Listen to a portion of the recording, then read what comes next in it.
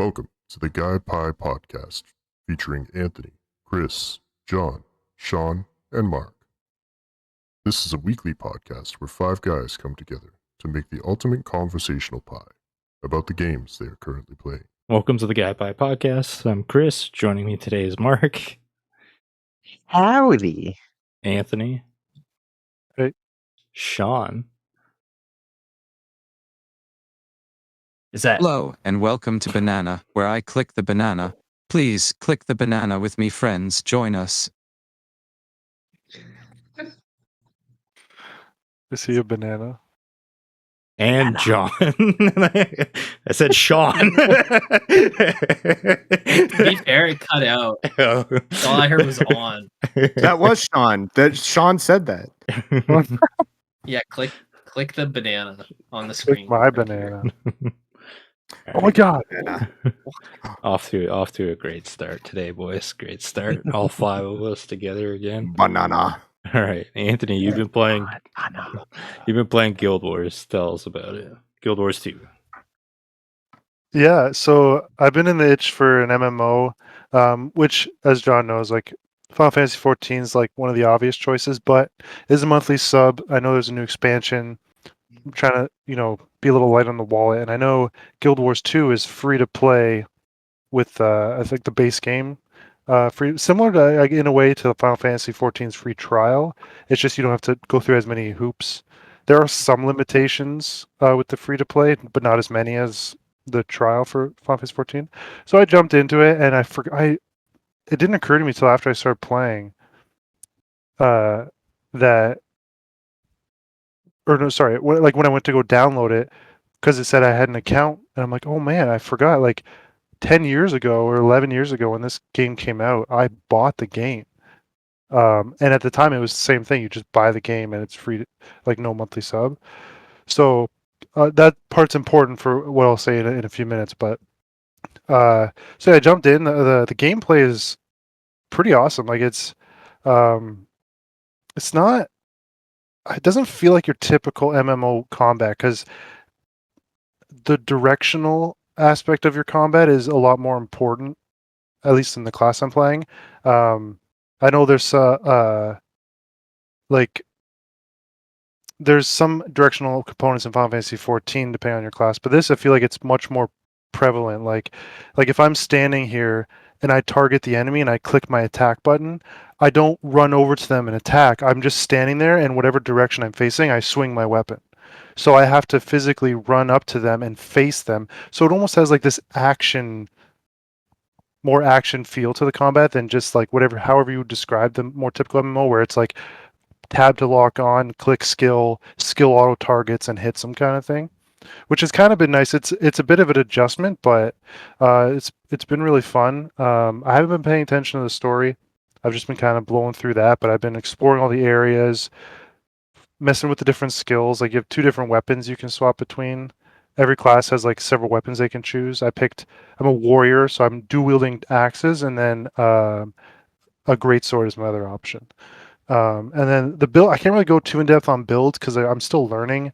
Not that it's complex, but it's just complex enough where it's not as simple as for me to just open up the menu and look at it and be like, oh, I want this and this. Like it's kind of, there's levels to it, whereas like when I played Final Fantasy 14, I picked like the easiest job because it's literally just two rotations, and one is for single target and one is for multi-target, and that's it. There's no whereas as John can, I'm sure, attest, some classes in Final Fantasy 14 have pretty complex combos, and some of them even situational or they're directional, whatever. So I can't go too much on that, but I'm having a good time. I ended up, John's been playing it, and he was into it enough where he was going to buy the DLC, and I was like, wait a minute, I have that Steam gift card money. So I'm like, John, I'll gift you the first DLC. You send me the money, and then I'll buy it via their website, because my account is through their website directly, just because it was my account that I had from 10 years ago. Whereas John's yours is through Steam.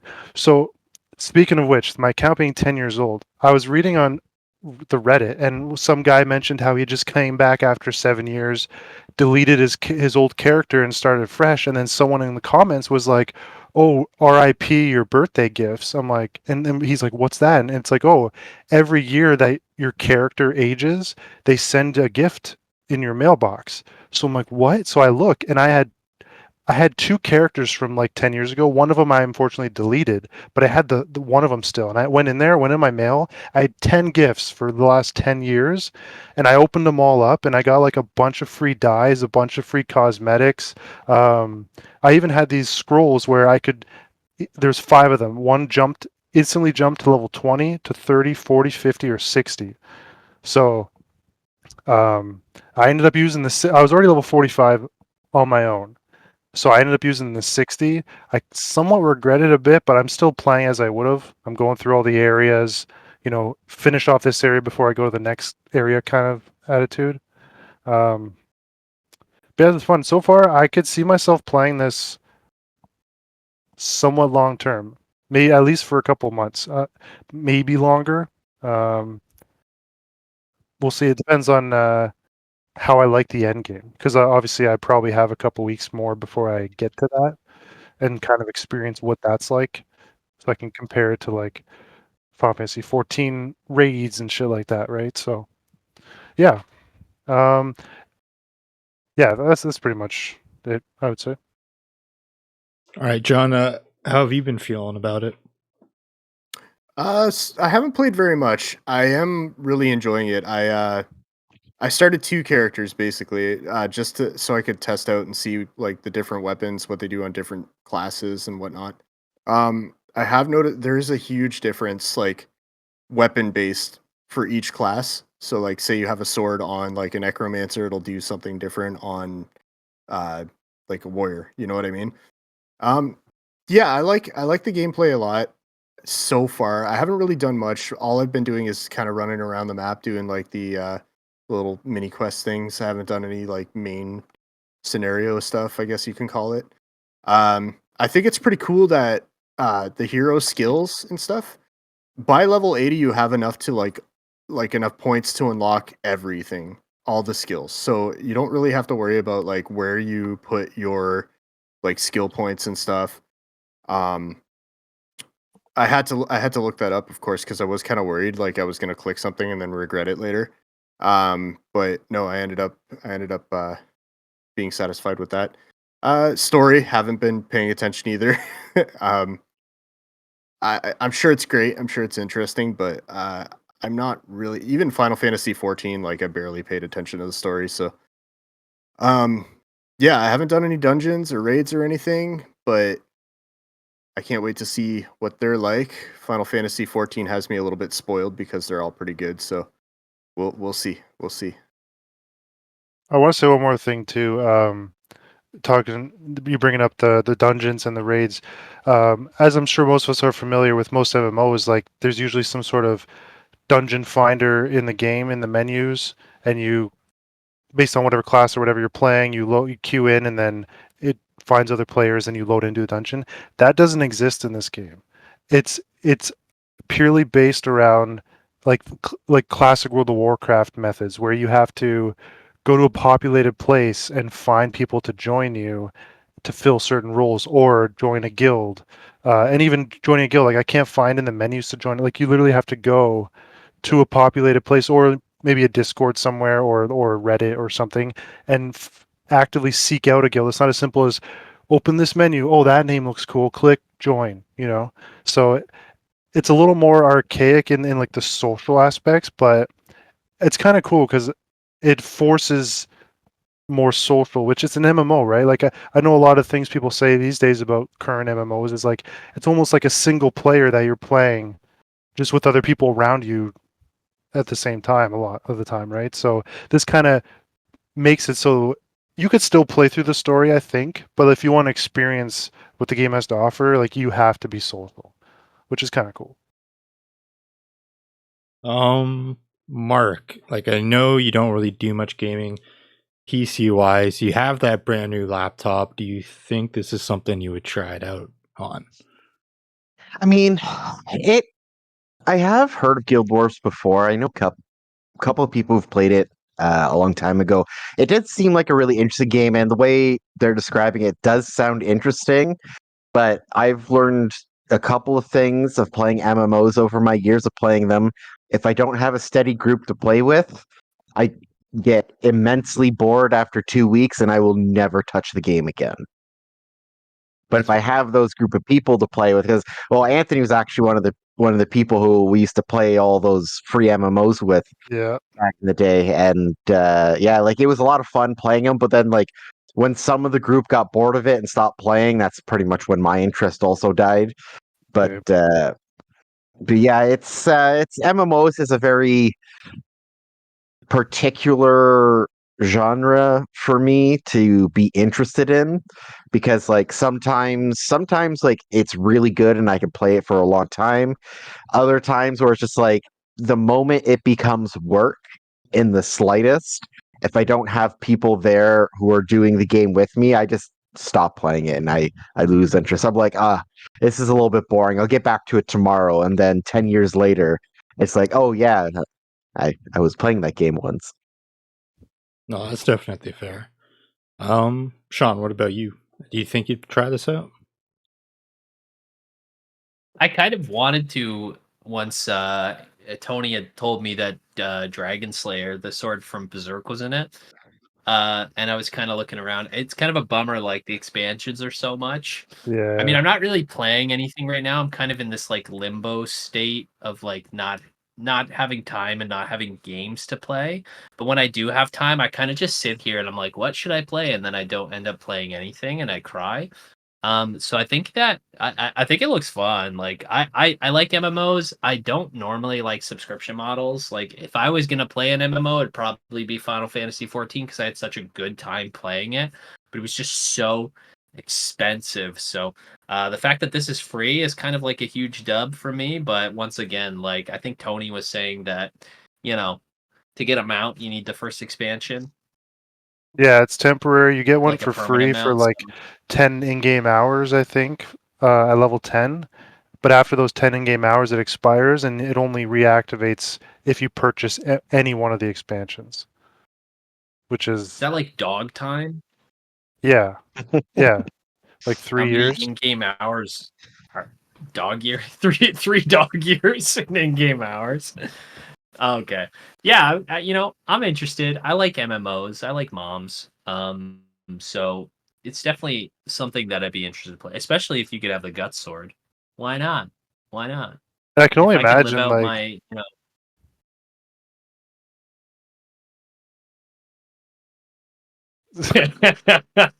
Go ahead.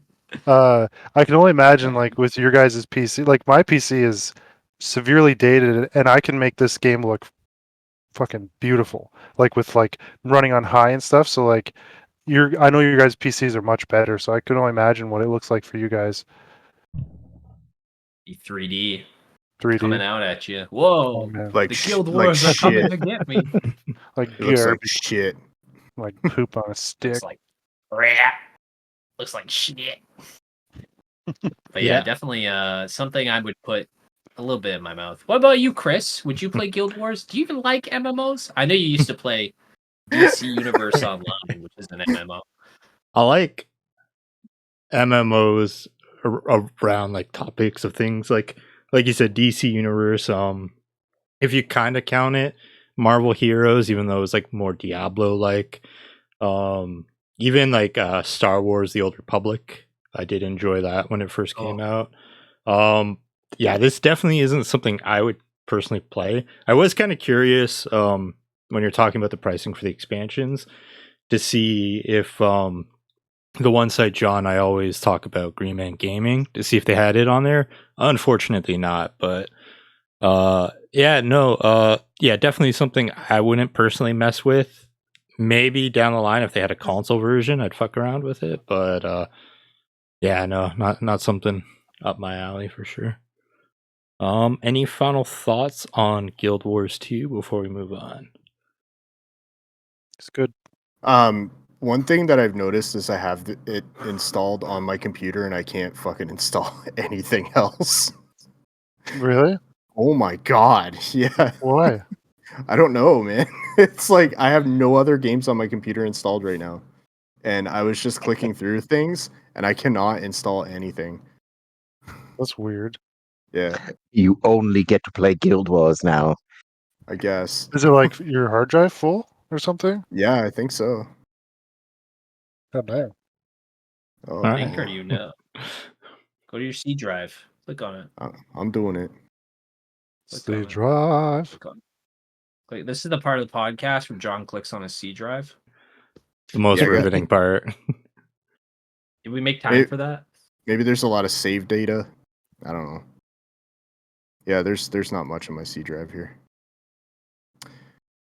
I don't know, man. I wonder if, because I don't have that issue. I wonder if it has something to do with like the Steam installed version or something. Like if It could Steam, be just my son uses my computer to make games on Roblox, so maybe there's like a bunch of shit that I just don't see right now. Oh, okay. I mean, that's definitely possible. Yeah. All those assets. Assets. All right, so moving on. Yeah, now that we got that all sorted. John, you've been playing Risk of Rain 2. Tell us about it. It's my turn again. Yeah, so Risk of Rain 2, it's a roguelite third-person shooter game, wave-based. Well, I guess you can call it wave-based. So the cool thing about this game is the difficulty, as you can see on Sean's screen right there, it says easy. That's where it starts, and it slowly moves, and the more that moves, the more difficult it gets. Basically, the concept of the game is you drop in your drop pod, you start shooting things, you start running around looking for power-ups, you find your power-ups, and then when you're ready, you find the boss altar, you activate the boss, you fight the boss, you probably beat the boss, probably not. And you want to do all this before the difficulty goes up, or you're pretty much screwed. It's a game that I've stuck with for quite a while. I lost my save data somehow. I had a bunch of characters unlocked, but right now I have only the 3 main starting characters, one of which is the shooter guy that you see on Sean's screen there. One is an archer, and the other one is like a shotgun guy. They don't really, I can't remember their names. But the archer is my favorite. You get you start with the single shot, which is faster, and then you can change your main shooting skill to like a triple shot, which is slower, but it fires 3 arrows at once. The power-ups are cool. Like you can get like more shooting, like shot speed, so you can shoot faster, or you can get like a shield like this guy has here. Just a million different things. You can make such an overpowered build. But again, it's a roguelite, so it's everything's random. You never know what you're gonna get. The way to unlock characters is kind of weird. Like you have to actually find the character in a map, and like there's like a hidden objective you have to do to get that character unlocked. Yeah, it's a very cool concept. It's a very difficult game to get into, just because of like Anthony, for example, he doesn't like the whole like progressing by just like unlocking things like that. So yeah, it's a hard game to get into, but it is a lot of fun when you do get into it. Nice. Sean, what are your thoughts on this game? Like, you haven't played it, right? I played it, yeah. Oh, yeah? Okay. Played a little bit. Because John, yak. Kind of like my wife, So yeah, I played a little bit of it. I will say it is hard to get into. I think at the time I was playing it, because this had been out for a long time, so this was a long time ago. I think at the time I wasn't really into roguelites. I don't know why. I think I had a baby brain or an MP, a micro.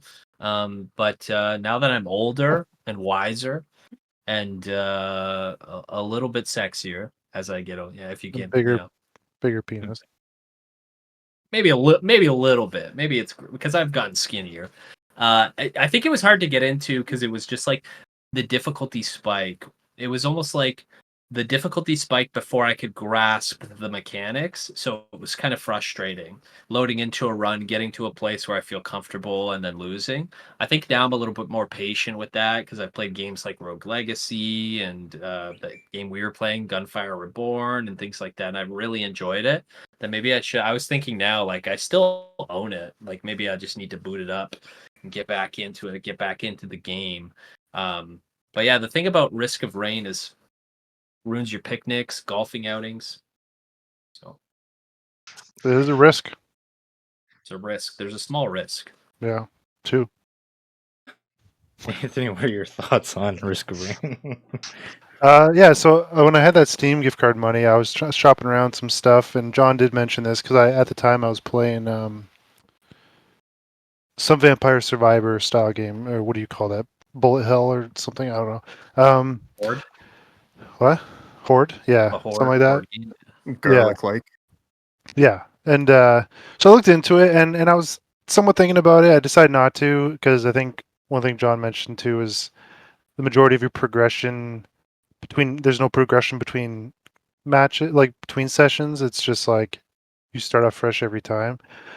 I've dabbled in this genre a bit, but I've learned that like I generally lean towards trying the ones where it's like, yes, this, but then when you finish this, you have some sort of currency with some sort of like skill lock upgrades or some sort of progression outside of this that's permanent.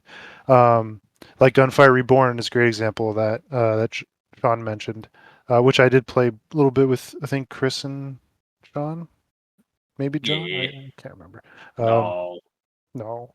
But I think what solidifies that I'm not super into this is like, or sorry, let me rephrase that. With me playing all these Vampire Survivor style games that follow some sort of similarity where it's like you play till you die and then it's over, but then it has the upgrade system.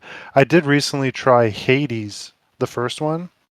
And I think what I've realized is the very simple input level you need for like a Vampire Survivor game where it's like you just sit there and you just move, and it's pretty straightforward. It's all about how good your upgrades are. It's really what it comes down to. But as soon as you throw in something like with this or Hades, where you have like attacks and you have to dodge and stuff with all that level of complexity, I think that's where it loses me because it's like it puts me on the edge of my seat all for nothing at the end, right? So that's kind of where it kind of falls flat for me. So no, I haven't played it, and I probably won't. Though it does look, art style wise, is pretty interesting. I think it looks pretty cool. Yeah, I definitely like Yeah. the art style to it. It's like kind of simplistic, but at the same time, it's got like a lot of personality to it. Yeah, I don't think it's something I'd necessarily play, just because those types of games that you mentioned, Anthony, are very few and far between. Do I kind of enjoy them? Like you said, Gunfire Reborn, I did enjoy for some time with the progression. Mark, what are your thoughts on this game? This game does look interesting. From what they described, sounds pretty interesting. I do like the gameplay style here. I could probably mess around with this for like a couple hours, get super into it, beat it one time, and be like, I'm done forever. But it does look like a pretty interesting game. Yeah, I don't have too much to say on it besides that. All right. Any final thoughts on Risk of Rain before we move on? Bring an umbrella. No. Two of them. Next up, Stellar Blade. I'll start us off with this one because I've been playing it a lot this week. I'm one trophy away from the platinum. I'm doing my new game plus playthrough just to get a final ending, because the unfortunate thing with that Lily bar system is like you can only see it at brief moments of time, and apparently when you max it out, it stops showing up. So my first main playthrough, I never saw this bar. I never knew like where my progress was, and you can fill it before doing like all your side quests and shit like that. So I unfortunately hit a point where it was like maxed out, and I was just like, oh. But I was technically always planning on doing a second playthrough. I was at first deterred, Mark, when you brought up you need the 3 endings, but I ended up getting like the 2 endings via the exploit, and now I'm just doing a speed run without filling the Lily bar. What I'll say, having now experienced the New Game Plus, this is probably one of like the best New Game Pluses I've seen in a while. Just being able, like, in your main playthrough, like when you hit your caps on HP, on your beta energy max outs, your tumbler, and your weapon like bonuses, like when you start the New Game Plus, as you go through, like all those resources you found to level those things up are back in their place, and you're able to like over level those things. So like right now, my sword is just doing ridiculous damage to enemies. Like I with swords and guns, I'm just like obliterating all the bosses. It's making this run through like so fast. But I found like a good chunk of like like not new outfits, but like the alternate skin versions. I think at this point I've gotten 10 or 12 new like different variants of the outfits. And that's just from like speed running, like the stuff that isn't too far out of the way. I think what else. Oh, and then yeah, just you also get access to some new skills you can unlock and some new drone upgrades, which are pretty solid. But yeah, no, I'm very happy with this New Game Plus. I see why they delayed it from the initial launch. Like they wanted to put more love into it and not just kind of like make it a simplistic thing. Like they wanted to make it a fulfilling experience going through that second playthrough. So I'm really happy with what they have achieved with this. I know, Anthony, you were revisiting Stellar Blade. Did it kind of fall off your playlist again, or are you still playing it? I still plan to do it in like probably over the course of the next couple weeks. I'm still kind of, it's where like I jump on. The last I was on this week, I haven't really played too. Like I played Guild Wars a decent bit, a couple days, but other than that, I haven't done too much gaming this week. But yeah, I do intend to just do my original plan where a couple sessions a week of like 2 hours, just clean up, right? Like trophy cleanup, and then once that's all done, I gotta do the sprint to the end again to get those 2 alternate ending trophies. But yeah, so I still plan to do it. But I probably won't touch the New Game Plus even with the additions because it just I'm already not happy I got to do the ending twice because like those boss fights were kind of a little hairy for me as someone who's not particularly skilled at games of this nature. However, and I know you're saying there's uh, uh, alternates for previous outfits. However, if they weren't alternates and they were like straight up completely new cosmetics, I would 100% be playing New Game Plus.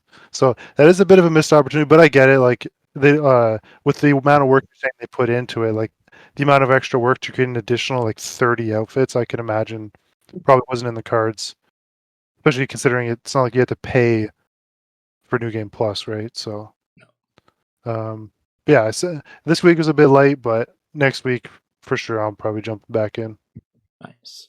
Mark, do you see yourself revisiting this anytime soon?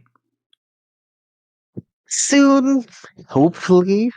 Just finding my groove to get back into that game. But yeah, I do have to agree with you on what you said about the New Game Plus thing.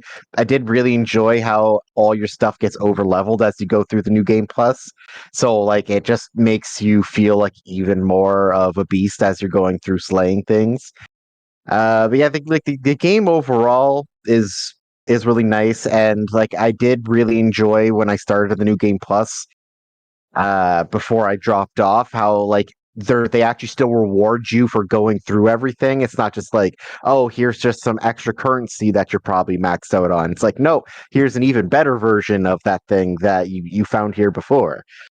So it overall the game's been really nice. Really enjoyed it. Maybe I'll get back to it soon. I don't know, but we will find out. Yeah, I will say one negative to the New Game Plus is When I first started, I'm like, oh, cool, they added like skip cutscenes, but it's very minimal. The cutscenes you can skip. Like, I think it's safe to say like around like 10% of like the cutscenes so far have been able to skip. So I was like, you couldn't just I like think make I've it been able to skip all of them. in the later part of the Pretty game. A well, lot of them wouldn't let me skip. maybe you're not trying hard enough. Maybe you really want to watch them, and the game knows this, so it doesn't allow you to. I'm always looking in that right corner for that skip button, and it only shows up every now and then. I think you can press the start button, and then it prompts you to skip. Oh, really? It wasn't doing that for me. Huh. I'll give it another go Yeah. when I go to finish it. But, Sean, what are your thoughts on Stellar Blade? Did you ever like? How far did you get? I beat the game. Yeah, it was a lot of fun, and I was really enjoying it. And I think like eventually I'll go back and platinum it because it is like the most exhilarating combat I've ever done, to be honest. And like it's just been a ton of fun. So, and I love the outfits. I do want to get the plat. Like I've been aiming to get the plat and all the games that I play. So come back and yeah,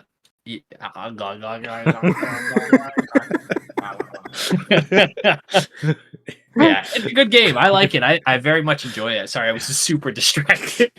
I think for me, I'll probably do the same thing as Anthony. Is I'll probably commit to, I don't think the next couple of months. October's super heavy for games for me, but September and this month like are pretty light. Like I think the only game I have coming out next month is Astro Bot, so I'll probably crush that in like a couple of days. So definitely want to jump back in, especially like I love the power fantasy of being able to kind of run through games a second time and just be like OP. It's one of the reasons I love speed running Resident Evil games, because like you could just load back in, have all the best weapons, and just fly through everything.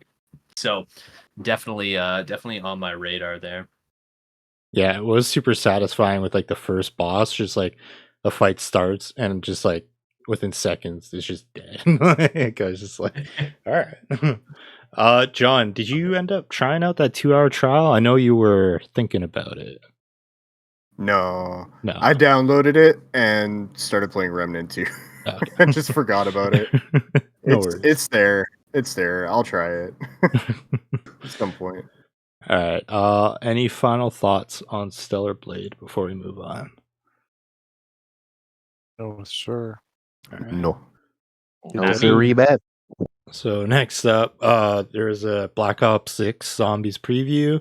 Experience the return of traditional round-based zombies. Black Ops 6 will launch with 2 zombie maps. Map 1, Terminus Overview, Outpost Escape. Philippine Sea. What? I can't talk right now. Great start for this big blurb of information. Historical data indicates a pre-World War II coal mining operator on the island, abandoned around 1932. 10 years later, Terminus became a forward U.S. naval base. Mothballed until 1965, the CIA converted it to a top-secret outpost used for the detention of, in 1984-1986, Project Janus took over the island, building a laboratory in the mining caves. The second map, Liberty Falls, Almost Hell, was West Virginia. Footage from an incursion at once quaint, now overrun West Virginia town also gives you the first glimpse at the second launch map, seemingly the epicenter of a Dark Aether outbreak. Chaos is crawling through Liberty Falls, with much of the local population now succumbing to the results of a second simultaneous dimensional breach. 2 currencies, Essence, that'll be for things like objective-related devices, buying walls, doors, buying perks, purchasing ammo crates, pack-a-punch, etc. Salvage currency, things like applying elemental power to weapons, upgrading weapon rarity, building equipment at the crafting table. So, by the very nature, Easter eggs cannot be discussed, though we can state that the veteran zombie player should expect plenty of side quests to discover as you dig deeper into the secrets of Terminus Island. So the cool thing, what they seem to be doing with zombies going forward, is there's going to be a brief period after the launch of a zombies map where they do sort of like a world's first to see who can complete the Easter egg. And I don't know if they gave a specific time frame window. Once the Easter eggs are completed, eventually they're going to release a secondary mode for the maps that are called guided. Let me see real quick. So in this mode, players will receive focused guidance through the main quest with rounds capped to certain stages of their quest progression. All side quests and other Easter eggs will be disabled to ensure experiencing the narrative in its singular priority. If you've ever been curious about jumping into the zombie stories with both feet, this is your time. Players who complete a main quest will earn unique themes rewards after their respective map, with an extra reward for completing the main quest the old-fashioned way, so pre-guided. Players will also earn a limited time calling card for completing the main quest before guided comes out.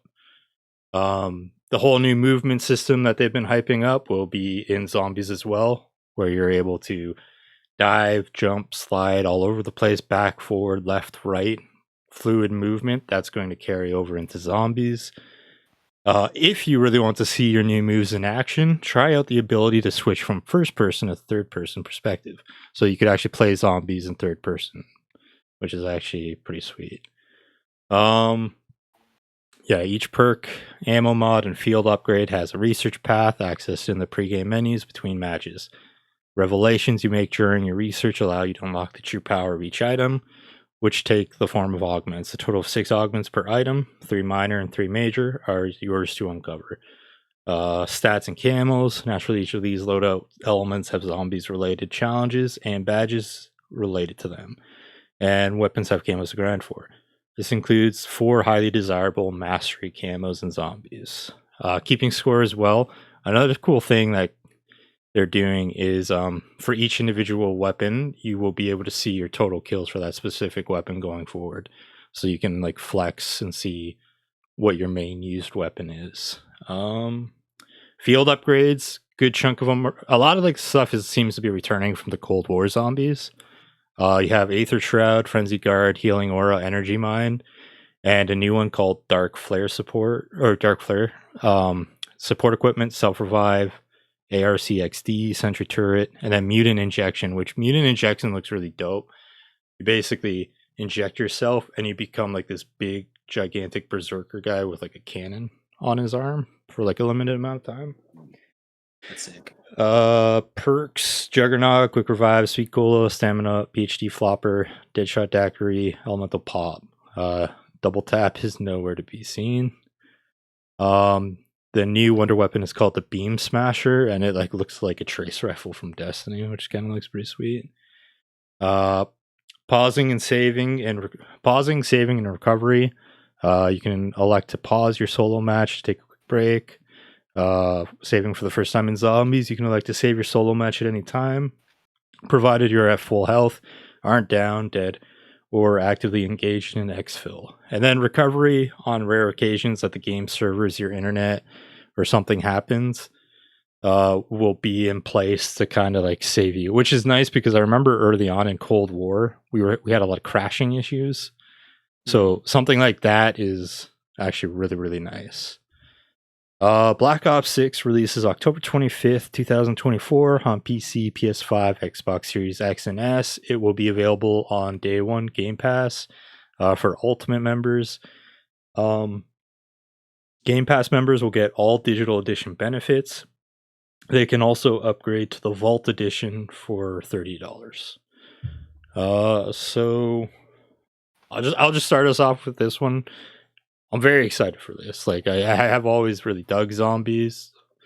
Round-based zombies I always enjoyed the most. Cold War was the best zombies I think I experienced in a long time. The progression for like leveling up your gear and stuff was really good incentive to keep playing, and it seems like they're evolving upon that for this. I think the best thing is having 2 maps at launch. I think that's huge and helps kind of keeps things from getting stale like sooner. Yeah, no, I'm excited for it. Game Pass, like I don't have to buy the game, so that's cool. Sean, what are your thoughts on this? I am pumped. Actually, like one of the only reasons I ever buy Call of Duty is to play zombies. I remember World at War is still my favorite Call of Duty of all time. And I remember picking up Cold War and just being super excited to be able to dive in and play zombies. As a parent, you know, there is a lot of times where I have to leave mid-game.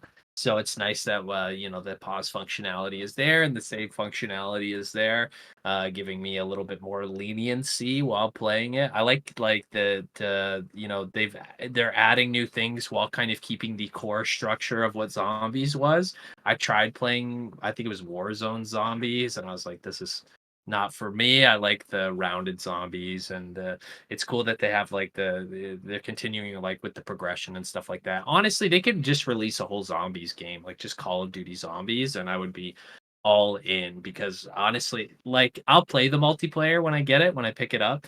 I'll definitely kind of screw around with it. I probably will never touch the campaign. Most of what I will be doing is zombies. I literally sold my PS4 and bought Cold War for PS5. Like that the transaction was equal. Like it was like $100 for my PS4, $100 for Cold War. It was perfect. So super pumped and super excited to see like what they're doing. They're kind of putting all the attention and love into zombies because they know that there's such like a core fan group that particularly plays this when it comes to Call of Duty. Like this is what they're looking forward to. I think the third person, like, that adds a whole new element to it. I think it'll make it a lot easier to play. I probably won't play it in third person because I kind of like the feeling of not knowing what's behind you. I think that kind of adds to kind of the nuance of the game and kind of the horror elements to the game. So I probably won't do it. I will say, as soon as you said you can slide and dive, I imagine John dying. I don't know why. I feel like there's going to be a lot of that. John just diving into a group of zombies, like going full Rambo mode. That just seems like something you would do, does it not? That I show of hands, John will do that. For audience listeners, we all raised our hands. A few people came from upstairs or wherever they were in our houses, came in and raised their hands. Put your hands down in the chat if you think John will dive into a group of zombies. I feel like in the actual apocalypse, if there was actual zombies, John would dive right into. And that's not a bad thing, John. You like to go Rambo. I get that feeling too. It's not a bad thing. It's cool. You're cool. You give me a look like you don't want to be my brother anymore. I don't get it. It was a compliment. All right, Okay, he's done. John, what are your Sorry. thoughts on all this? It looked like he broke his I camera. have yeah, what the hell happened there? No, I'm very excited for it. I can't wait to dive into a group of zombies and go Rambo. Honestly, my favorite part of Cold War Zombies was the glitches that I could take advantage of, like me diving into the middle of the map and like being underground and just like getting all the zombies to go on top of me while other people shoot at them. And I'm hoping that they give you that same skill that you can revive me from across the map, Chris, because I will need that. It has returned, so we're good. I have nothing more to say because Sean upset me, so I'm I'm upset. sorry. So It was a compliment. one thing I did forget to mention, since I just saw it in the video, Gobblegum is returning. The villain for this one is supposed to be Richtofen as well, from the OG Kings of Carnage. And there are 2 new traps on the maps. One is called the Void Cannon, and one is called the Tentacle Trap. We'll see how that goes. If it gets a little hentai, we'll kind of see how that is. Mark, I know Call of Duty is dead to you, but I'm just kind of, what are your thoughts on this? See, like, if I wish they did release zombies separately, because that would be nice. Zombies is literally the only thing that Call of Duty has ever done right, because they're a garbage company and they should feel bad about what they do. But, you know, I might be slightly biased because they are a garbage company. But yeah, the game does look pretty fun. I hate to admit, and it kind of makes me want to play it, which I also hate to admit. Mark, Mark, We'll Mark, see. Mark, We'll Mark. see. We'll see. All right, and Anthony, what are your thoughts on all of this? Yeah, a lot of information you went through does intrigue me a bit. Like, I don't play Call of Duty, I don't play zombies, but as we've seen the last couple of years, like I've become a big Destiny fan with first-person shooter, which shooters were never my forte, and almost to the point where a lot of the times these days, like I will sooner seek out an FPS or a third person shooter over like a fantasy adventure game. Talking PvE, not like PvP deathmatch, 5v5, whatever. So that this being a PvE experience, it does interest me. Especially the fact that even though it is that concept of you load in, you play, you die, rinse and repeat, it has that overbearing progression system that you're not just playing for the fun times, you're actually earning stuff over time. So the interest is there. Not enough for me to pay the price for it. And I'll kind of have to see what they say when it comes out about its performance on the Series S. Because if it's not that great, I am willing to purchase. It's just I would probably be waiting for some sort of sale before I can join you guys in it. But I imagine like the Series S, even though it's a inferior system, um, you would think they would optimize it to at least run 60 frames. Visually, it might not look as crisp, I'm sure, but I've never really been a stickler for that stuff. So there's potential for me to jump in with you guys through Game Pass when it first comes out. But um, if the performance is not great, then I probably won't. I'll probably wait to just get it on PS5. But if I do go the route of the Series S and I'm having fun and it's something long term I could see myself dabbling in, similar to how I feel right now about Marvel Rivals, even though I know that's free to play, I would probably put it on my wish list on PlayStation, and then still when a sale comes, I would just buy it and then transition over to that. I'd probably have to start over progression wise unless No, it carries is there over cross it save. carries over. Yeah. Perfect. Okay, yeah. So yeah, well, yeah, I've said what I had to say. I was about to just I just saw repeat what I spiders said. in the game. Like large Out. spiders. Yeah, I'm out. Sorry, guys. yeah. Sorry, No, guys. I'm just kidding. False alarm. I imagine they're gonna have it performing well on the Series S, considering Microsoft owns Activision, and the biggest narrative, like we've seen, like Mark, a good example was Baldur's Gate 3, with how it was delayed on Xbox because they couldn't get the split screen to work on the S. Like, I feel like with them, like with Call of Duty, I think it's fair to say being the biggest release this year, like just in terms of popularity, like they're making sure this runs smooth on the S. Like, because like if they don't, mean- like they're fucked up. If they could solve the problem of people stealing people's accounts and then going, "Oh, what do you want us to do about it?" I might respect them a little bit more. But Another important detail probably too isn't it a known thing right now that there's more Series S's out there than there are Series X? Is that I think you're correct. I think a lot of people have opted for so? that. So yeah, you would hope they'd give it justice considering the majority of their player base um, that own their systems owns the inferior version. However, who knows, right? Like maybe the people that actually buy Call of Duty are the guys that are going and buying the Series X's. So I guess who knows?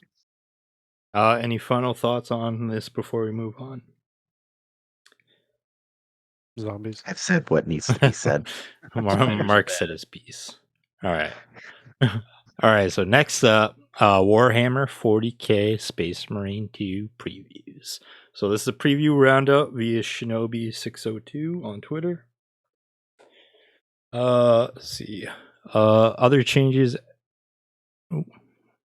Oh, okay. So I was about to say something, and then I just realized I had put in something from Dragon Age at the top of this. So I was about to say BioWare, and I'm like, they did not make this game. All right.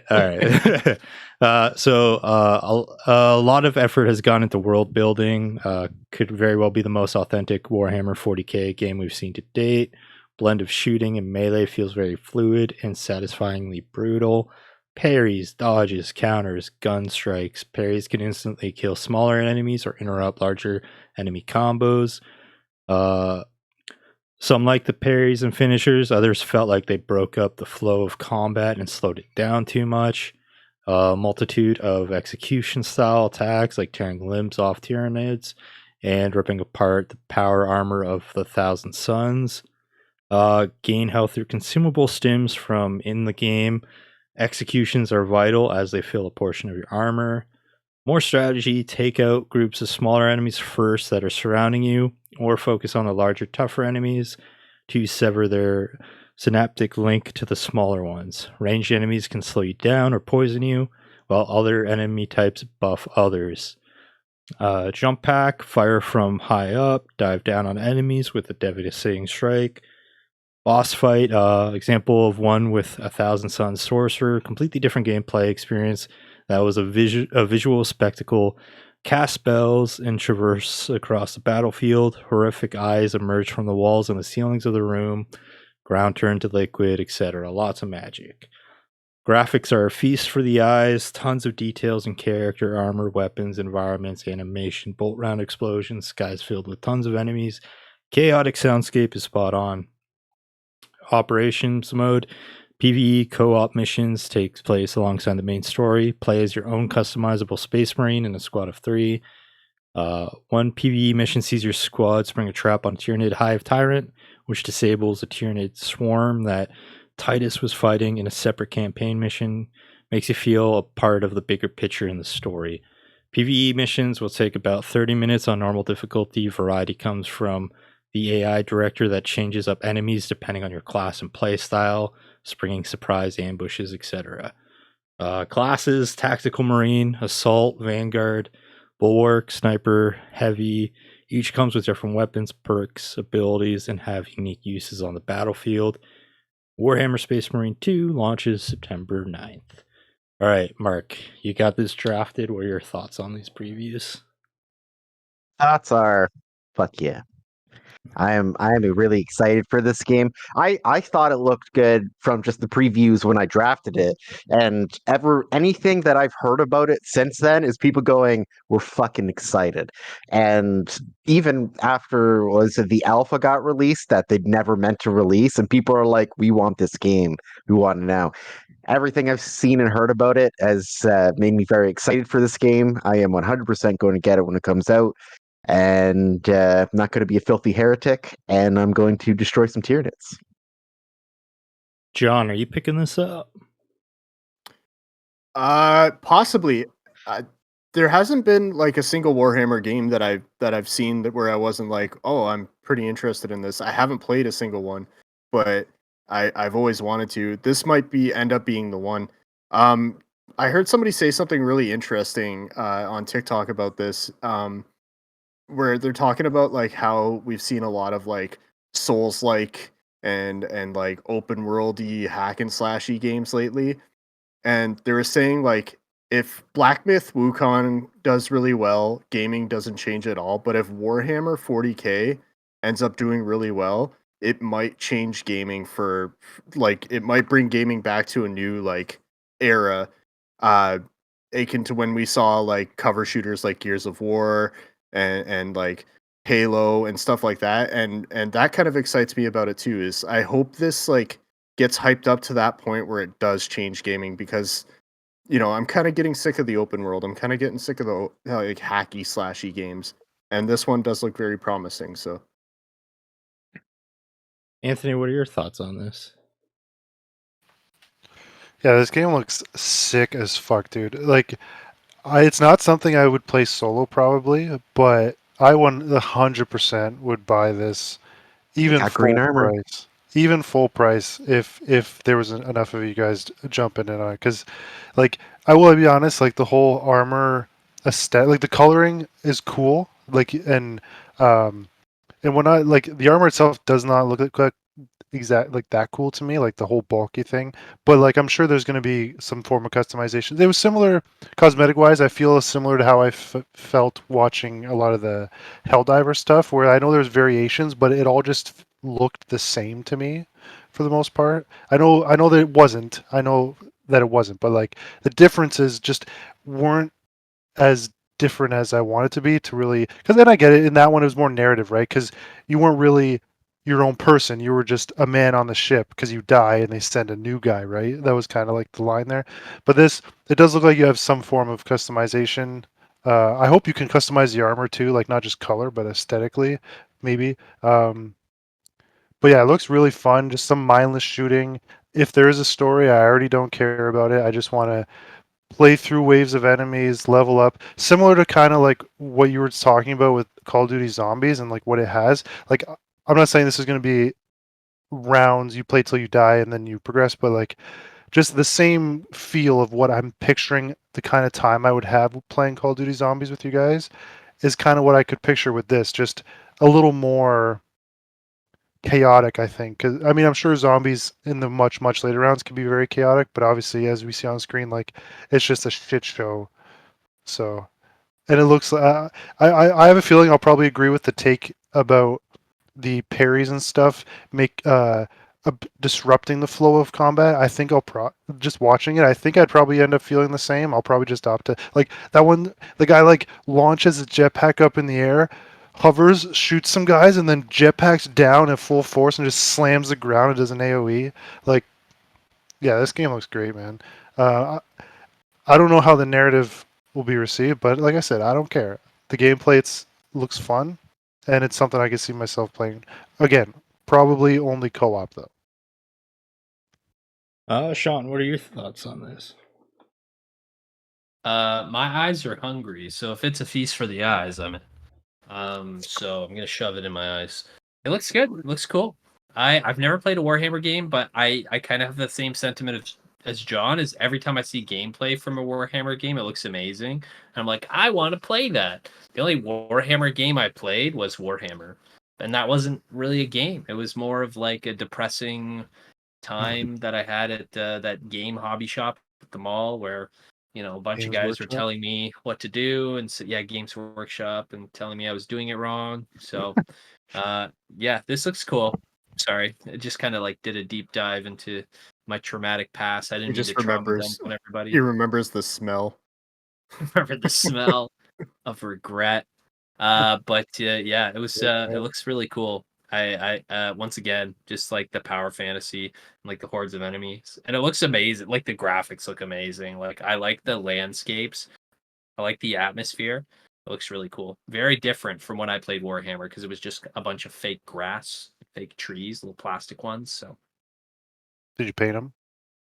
they should do a game like that where it's just like Warhammer like this, but it's just like obviously little fake pieces. I'd play that, to be honest. Could make that a DLC pack.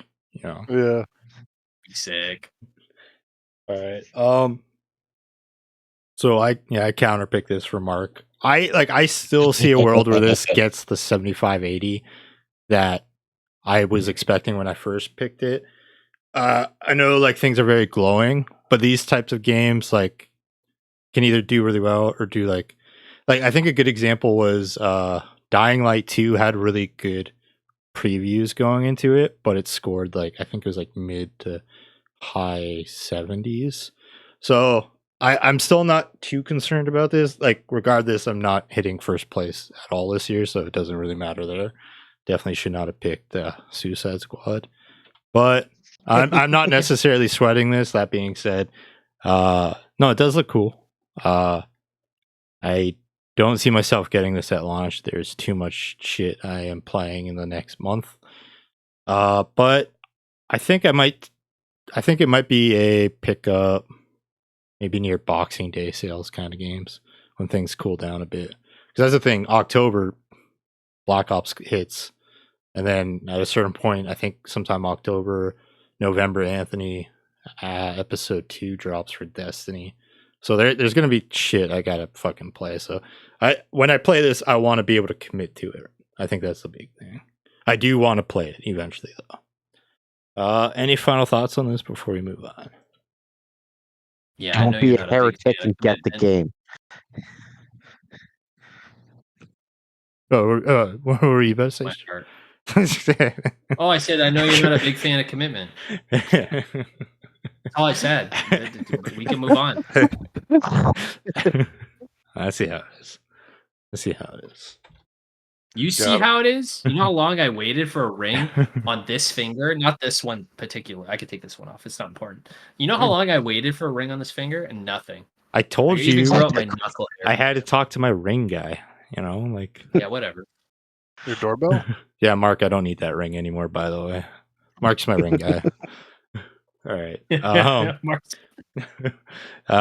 So Dragon Age Veilguard won't let you control companions. BioWare has revealed that you no longer have full control over companions during combat. The change was made for many reasons, most notably the additional options instead available to control the main character Rook. The Veilguard is a much higher actions per minute games from Corinne Bush, the game director from Edge magazine. Another reason was that BioWare wanted to give companion characters a sense of autonomy, to feel fully realized personalities and control of their own actions. Players will still be able to trigger abilities via the activity wheel as a part of the Veilguard's focus on combo-based combat. I will admit, on paper, if you just read that you have no ability to control your companions, that might feel like something was taken away, but in our testing and validating with players, what we find is they're more engaged than ever. Other changes added by BioWare include a suite of difficulty options to let you turn off death completely if you so choose, and adjust enemy health. Dragon Age Veilguard is currently set to arrive sometime this fall, no official release date. Anthony, what are your thoughts on this? It is an interesting choice. I don't disagree with that they're doing it because, like they said, the action per minute kind of warrants it. And that makes sense because it sounds like it'd be just a little more on the difficult side to like manage that with the more fast-paced combat. It's like okay, but in my mind, I'm like, that is such a huge function in a Dragon Age game. So I think Chris, you and I were talking about this the other day, where I just feel like they should have just made this some sort of spin-off game in the Dragon Age universe or something, because like everything I've seen from like, I don't know, like the more cartoony-esque art style in comparison to the previous titles, maybe the third one might be somewhat close, I don't know, it just doesn't seem as dreary and I don't know what the word is, like dark fantasy looking as I was expecting something in the Dragon Age series to look. That's like, so not much about this besides the recognizable characters says Dragon Age to me. So I just feel like they could have avoided any potential negativity that they might receive for this just by not making it a Dragon Age mainline game. Just make it like a side story or like, in the universe somewhere on the timeline. I don't know. And you could use characters still, like they can make appearances, but I don't know. I personally probably won't jump into this unless I can get it on a good sale, because I know the preview they showed a while back, the combat kind of looked a bit clunky to me. But I mean, I'll wait till release and see what people are saying before I commit to my opinion on it. But yeah, so far my opinion on it is not too high as a Dragon Age game. If you remove the name, I'd probably the game looks pretty decent. But I don't know. Maybe I'm gatekeeping the Dragon Age series right now. I don't know. You monster. Sean, what are your thoughts on this? My immediate thoughts is I was watching this trailer and I had two immediate thoughts. One was look at how good that rain looks. Like it just looks amazing. Let's go back a little bit. Look at that. You see that? Look at how good like the water droplets look. To be fair, like Discord is definitely not the best way for us to be seeing that. So. Okay. My second thought was look how bad that fire looks. It's like I was like, whoa, this looks amazing. And then immediately I was like, wow, it looks bad. I've never played a Dragon Age game. That's not true. I played Dragon Age 2 on the PS3, and it didn't work. It like staggered throughout the whole game. So I never played a Dragon Age game. I never will because they had me. They almost had me. They almost Try because the I love first one, dude. Bioware. What? Play the first one. It's really No, good. Come on. no, I'm not gonna do it. I will say, like, for not playing a Dragon Age game, I kind of had the assumption of like the tone it had from what I'd seen, and like kind of mirroring what Anthony was saying. It does seem different. It seems more kind of like Marvel humor, if you know what I mean. Like it doesn't seem to be taking itself so seriously, and that could be a good thing. That could be a bad thing, depending on what you're looking for. I think a key way to alienate your fans is to take like a huge tonal shift like that. I mean, it could be done really well. Who knows? Um, I don't really have an opinion otherwise. Good job on the rain, bad job on the fire. That's all I got to say. John, what are your thoughts on this? This will probably be the first Dragon Age game that I don't get, just because of BioWare's recent track record of releasing just dumps. It does look pretty okay, but I have little to no faith in it. The last Dragon Age game I played, Inquisition, was okay. It was a little boring. I did like the tactical gameplay. They kind of like brought that back into it, but I don't know. This one, I have a suspicion it's going to be a stinker. It's going to be a big stinky pile. Mark, how you feeling? It does look pretty decent, but it definitely doesn't interest me into a game I buy as soon as it's released. If I saw this on a sweet sale or on the PlayStation catalog, yeah, 100% I'd play it. It feels like with this, like it's like going to what you said with like the whole Marvel things. It feels like Disney bought Dragon Age and they're like, we're gonna make a Dragon Age game. Like when you kind of look at it, and then they're like, but we can't do really good fire. That's our one condition. But no, it's something I'm hopeful for is good, because even though like it's not the Dragon Age like I know and love from like the first two games, this gameplay does kind of speak to me. Like Anthony said though, like watching it, it doesn't like watching it's hard to really get that true feel for how it will feel when you play it.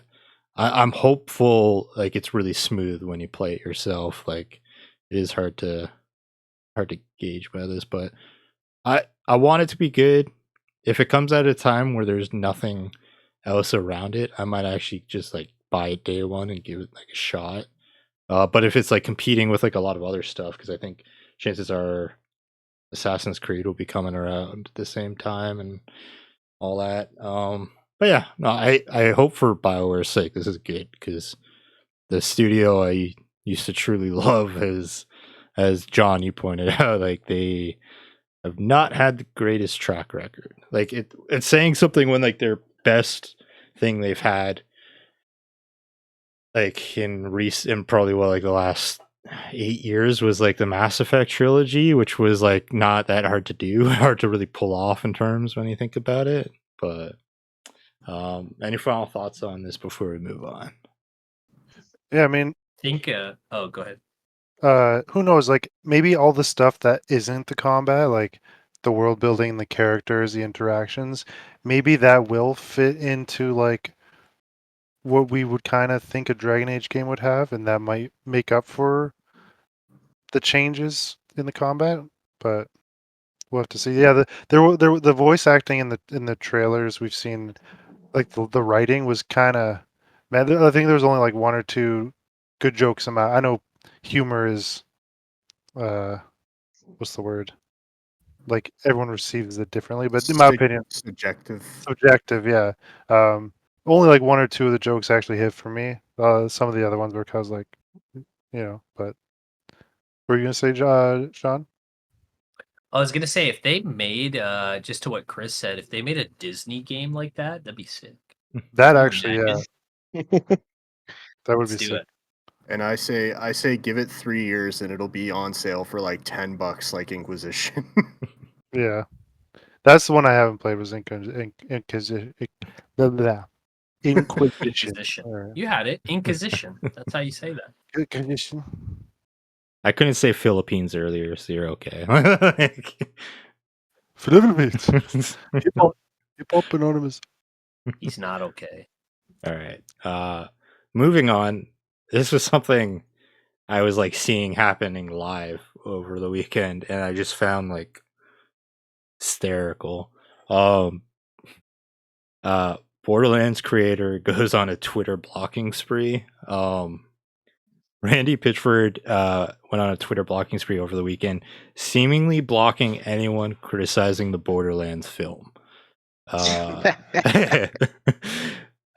So when people were criticizing the film and like they were starting to call him out on blocking people, in his defense, he was saying he wasn't upset with people criticizing it. His response was, so what you're saying is you like what my friends and I do with our Borderlands video games even more than you like what some of the biggest and best cast and crew of the filmmakers on the planet have done. I'm super flattered. We're working extra hard for you on what's next.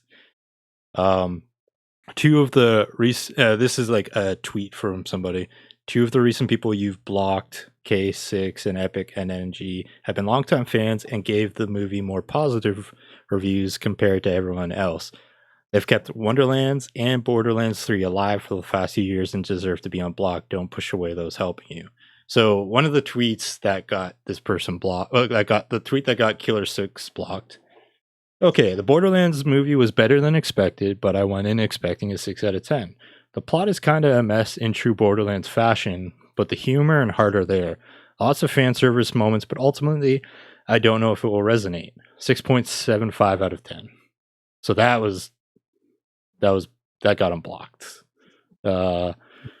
And I couldn't find a direct tweet from the Epic NNG. I don't know if it was pulled down, but the person ended up saying this after he was blocked. Randy Pitchford, you are slowly becoming the Elon Musk of this franchise, and I need you to step away from Twitter before you do more harm to it. Not a jab, legit feedback from an already blocked fan. So the more and more things were looking bad for the creator, he followed up with this tweet. Yesterday, I blocked a bunch of truly nasty accounts, but in the process, I've accidentally blocked at least 3 good accounts, including at least one person I like and have actually met in person.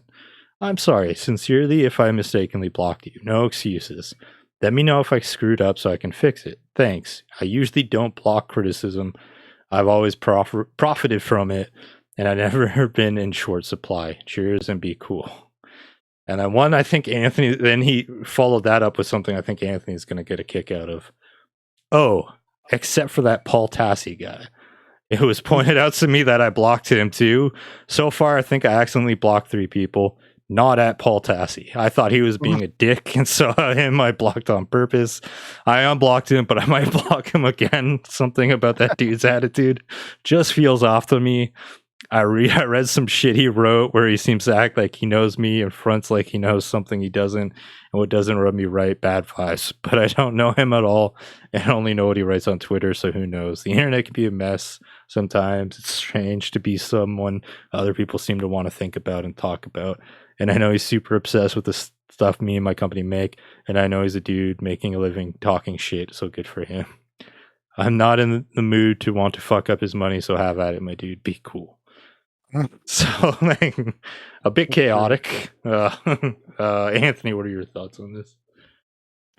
Yeah, but I definitely see what he's saying with Paul Tassi. Like, I still read Paul Tassi articles. Like, he writes good articles, but he does just keep beating a dead horse with certain topics, like about drama or like something received negative. He just keeps writing articles and articles. It's like saying the same shit, just different ways. Like, bro, move on. But anyways, I kind of expected the movie to not do well. It is kind of funny. Like, I wonder, like, I can see where this guy was, where he was probably like, it's because how do we know how involved he was with the movie aside from the fact that he made the Borderlands I stuff? assume consultation. I'll look it up and see. Keep talking. Because it's just curious. Like, I assume what's happening is the movie wasn't good. People are shitting on it, and they're like tagging him in all these posts when like his involvement is probably surface level, and he's probably just like getting sick of it. And he's like, play the games. You like the games, play the games. This has nothing to do with me. Tweet at fucking the director or the fucking movie company or some shit. I don't know. Kind of like what's his name? The Game of Thrones guy. Isn't he like he just doesn't give a shit about like the Game of Thrones show or something? Is that a thing where he's like, if they think it's shit, they'll just go read my book? Or no, maybe that was someone else. Something else. I don't know. I don't know what I'm talking about. But the point is, there's no point. He was an executive producer on the Oh, he film. was? But Okay, like, to so be fair, like that could mean a lot or it could mean not much at all. It could just be like a gracious, like, hey, we're giving you this credit kind of thing. like a glorified, yeah. I did Okay. forget to mention film scores. Metacritic 27, Metacritic user score 2.9 out of 10, tomato meter 9%, audience score on Rotten Tomatoes 49%. So, That's rough. Yeah, definitely. I was expecting it to be bad, but that's worse than I thought, to be honest. Mark, what are you thinking on this? I think that's absolutely fucking hilarious. Because first of all, when I saw the trailers for this originally, like I didn't play Borderlands as much as you guys, but I still did really enjoy the series.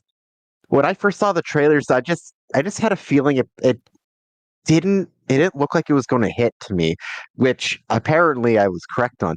One of the thing I've been thinking about that though, I think this movie would have benefited from an unknown cast, or at least like a not popular, because like this isn't like an unknown IP. You're trying to put these personalities into this movie that's their own personality just because they like they're all like this person's super well known. So I feel like if they went with like a more fan driven cast of members for this, it probably would have been received better because they probably would have done more for the characters. In my personal opinion, I haven't seen it. I don't plan on ever seeing it.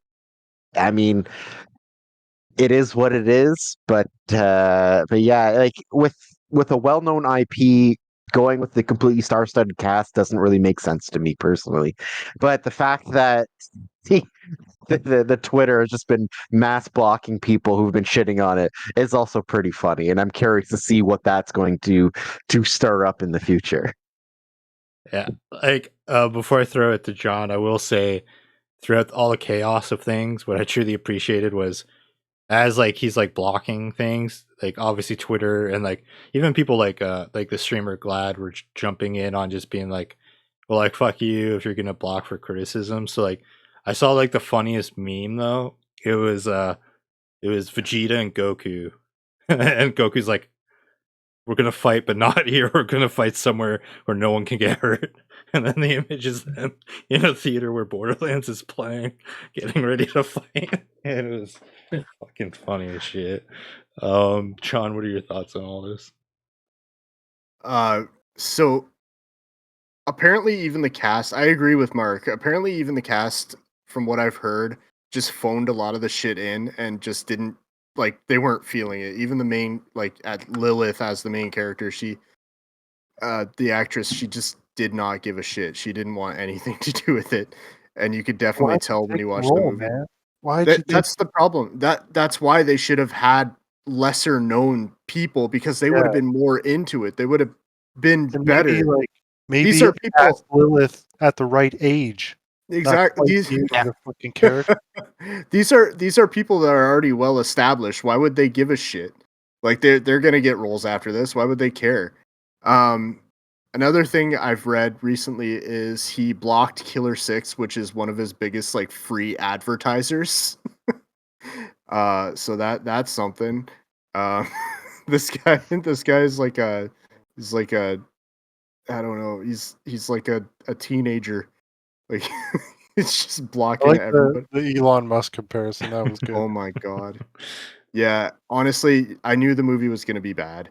I had a little bit of hope that it was gonna be good, but as soon as I saw Krieg and Tiny Tina in an origin story, I'm like, they're not really following the games. They're just going for fan service here. So Ha- Have you guys read it? Like, does anyone mention how Jack Black did as Claptrap? they say he did pretty well. I have a feeling like that was probably the only good He was, role. yeah, I think he was like the only thing that was actually Like decent in role. the movie. Don't get me wrong. I know some people don't like Kevin Hart. Some things I see him and I really like him, but like the character he's playing, from my recollection of that character in Borderlands 2, like he is not some comical relief character. Like he's very serious, might have a sarcastic comment here and there, and maybe Kevin Hart doesn't play him the way Kevin Hart plays every character, but I just can't see why he wouldn't just play. He wouldn't. It's not Roland. It's Kevin Hart as Roland. You know, it's Kevin Hart as whoever he plays. Like he's the same character in every fucking movie. So I just can't see that even being Roland to me. Yeah, they definitely I- should have done the OG team, like the full OG team. This movie is giving me like Jumanji Yeah, Mordecai would have been sick. vibes. Well, even like honest, like Brick would have been freaking awesome too. Yeah, who would be a good casting for Brick? They should have done Mordecai and Batista? Brick. It's an origin story. That's they're the Yeah, ones that are in the. Yeah, I think Batista would have been good because he's great with the Oh my comedic God, humor. yeah. Oh, dude, he's perfect. Yeah, missed opportunity there. You want to star-studded cast? There you fucking go. But yeah, because when you look back to that original four, it's like Brick was like the dumb one, Mordecai was kind of like the sarcastic one, Lilith was like just like the badass one, and then Roland was just like the straight man. He just Yeah, he like was like the leader, yeah, right? yeah. Sean, I know you're not a Borderlands guy, but what are your thoughts on all this? I think I'm the same way. If anybody criticizes me, immediately blocked on Twitter. Like even if they do it in person, I find them on Twitter and I block them. Your I, shirt, your shirt's too I bright. You're already blocked on Twitter.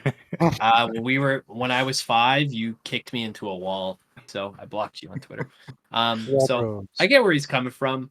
You know, the other day I went to the dentist and they said, "Oh, have you not been flossing?" I floss every day. Blocked on Twitter, so I get it. It's cool. Straight to jail. Straight to jail. All right. Any final thoughts on this before we move on? Poop. Yeah, they're just the pure like Cast better.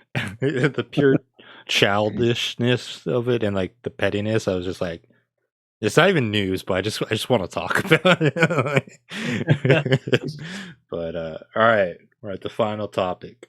So what are your current gaming goals? Like, so it's like a broad spectrum of things, like games you want to platinum, video game series you haven't tried yet, or like completing a series you haven't finished every title in, etc. Like you can give as many answers as you want for this one. I will let John start us off.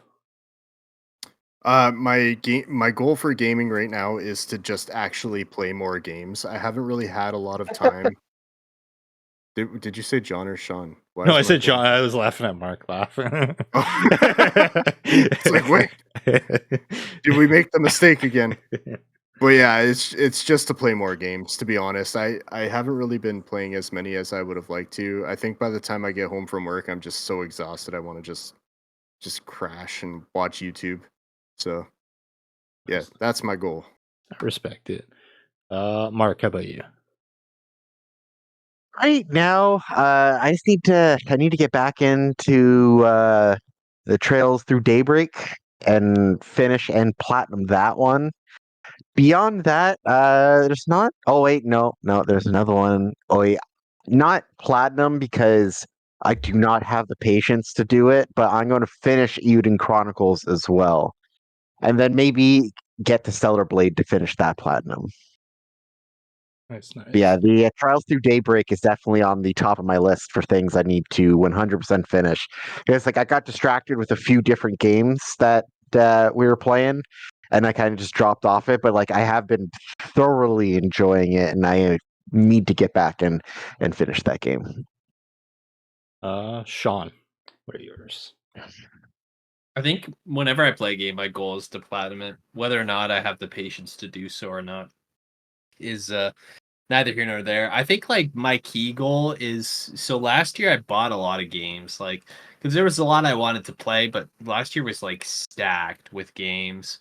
And I didn't finish half of them. Like I finished the ones that I was really into, and then the ones that I was kind of like, not as into as other games I was playing, or if I just kind of ran up against the clock, I didn't really beat them. I mean, ultimately, I think my goal should be going back, and because I get into these like states like I'm in right now where it's like I have nothing to play, but I have no interest in playing my backlog. I booted up Unicorn Overlord to give it a chance, and I was enjoying it, but I was just like, it's not really what I want to play right now. So I think my main goal would be clearing out my backlog, but going forward, just completing every game I buy because I'm always kind of thinking like, is this a good financial choice? Like, am I getting the most bang for my buck if I'm buying a game, putting it on my shelf? Like, it doesn't really feel like it. And most times, if I don't play a game and it's in my backlog and I've bought the physical version, I end up just trading it because I'm like, I never played this game. I want new games. Like, so, and it's, just kind of time management too, like finding the time to play all the games I want to play. Because October, it was stacked. Like, Metaphor is going to be a big one. Comes out the same day as Sparking Zero, which now I'm gonna put off until like maybe the holidays or something to pick up because I do really want to play it. But I just can't justify buying games that I know that I'm not gonna have time. Because for sure, as soon as Metaphor and Dragon Ball come out, I'm gonna prioritize Metaphor 100%. And then by the time I'm done Metaphor, Zombies comes out, and I'm probably gonna play that a crap ton. After that, I'd have to check my calendar, my gaming calendar, because I don't know if there's anything else like I'm really hyper interested to play, especially like with purchasing a house and stuff like that. I don't think I'll have money to buy a ton of games, but uh that my goal is just to complete everything I buy, get my money's worth, and also to put more games in my mouth. Like they put the bittern on the Switch games so you won't put them in the mouth. You know why they do that? Bad flavor. Babies won't eat them.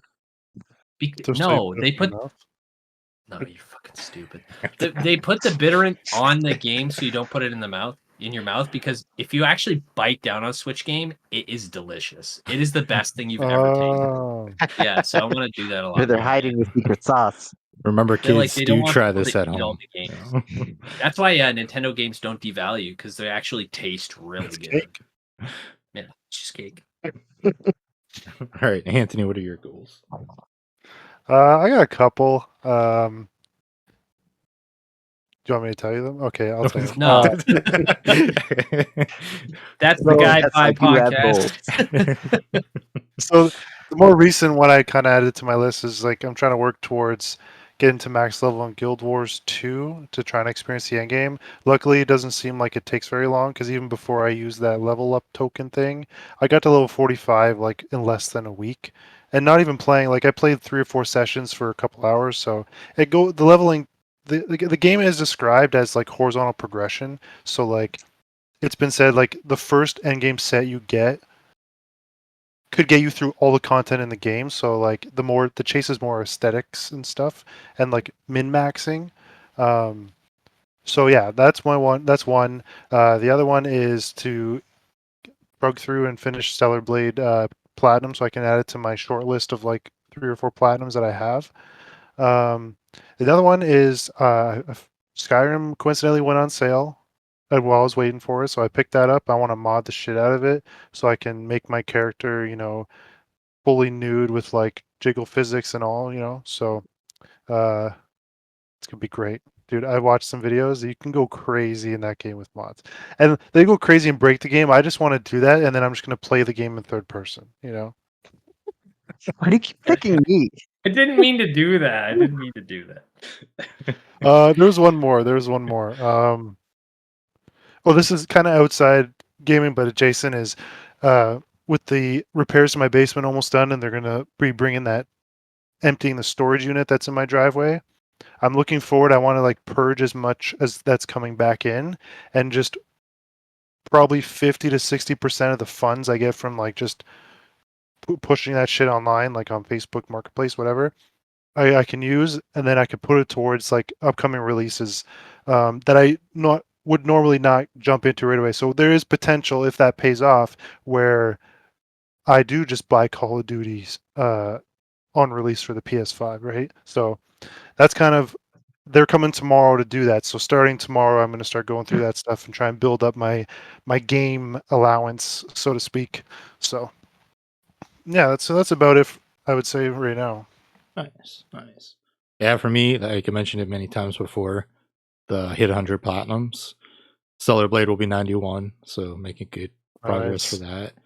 What's Eventually, next will most likely be hopefully Black Myth Wukong, depending on how Oh, the right. platinum is for that. But I might Right. try to squeeze like a short game in between then. Which Kingdom Hearts, I want to get the platinums for. I got the platinums for 1, 2, and 3. I want to get the platinums for Birth by Sleep, Chain of Memories, and Dream Drop Distance. And then I think my biggest goal is eventually I want to play every game, every mainline Final Fantasy game. Like I want to, like, that's a series I've only played a small chunk of, and I want to truly like experience all of it. Last year I played Final Fantasy 1 and obviously 16. This year I played Rebirth. I'm going to try to squeeze in 2 and 3 as well this year. And yeah, those are the big goals for me. Do for the Final Fantasy series, once you get to the later ones, like I think like 10 and onward, a lot of them are available on PS4, and I pretty much, I think, own all of them. So unless they're dirt cheap or like on the Game Pass, or not Game Pass, PlayStation one. PlayStation Plus, like a premium Plus, and yeah. extra. If you want to borrow, like they're not actively being played, and so you're welcome to them. I have 10, 12. Oh no, my 13s are all PS3 copies, like all three, the trilogy. I do have a So yeah, I PS3 still have though, it. so I can. Oh fuck. Yeah, Okay, yeah. yeah. Then yeah, you're more than welcome to them.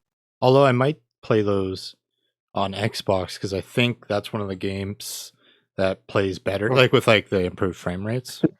So. Yeah, it's probably a better bet. Yeah. But yeah, no, that's like a big undertaking that I don't know when I'll I eventually complete it. All right. This is I don't want to say this has been another successful episode of the Guy Pie Podcast. It's been a mess. I'm Chris. That's Mark. Bye bye. Anthony. See ya.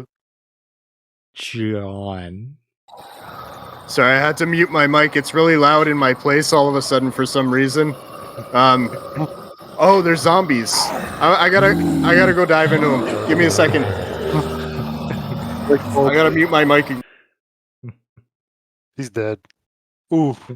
See He's that off. limb get just torn right off. Love it. Oh, you did. Oh, that's a lot of blood. And Sean. My baby now. Well, that's a wait.